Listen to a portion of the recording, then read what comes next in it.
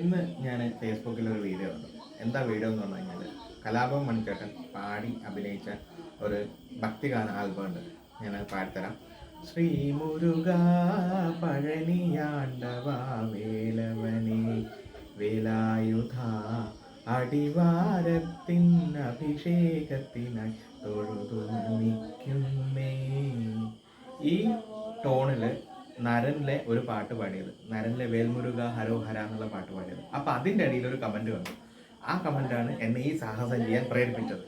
അത് എന്താന്ന് പറഞ്ഞു കഴിഞ്ഞാൽ, കമൻറ്റ് എന്താന്ന് പറഞ്ഞു കഴിഞ്ഞാൽ, സ്ഫടികത്തിലെ ഏഴിമല പൂഞ്ചോല ഈ ടോണിൽ പാടുക എന്നുള്ളതാണ്. അപ്പോൾ ഞാൻ ആ സാഹസം ഏറ്റെടുക്കുകയാണ്. നിങ്ങളുടെ അനുഗ്രഹ ആശസ്സുകൾ ഉണ്ടാവണമെന്ന് അഭ്യർത്ഥിക്കുന്നു, അപേക്ഷിക്കുന്നു.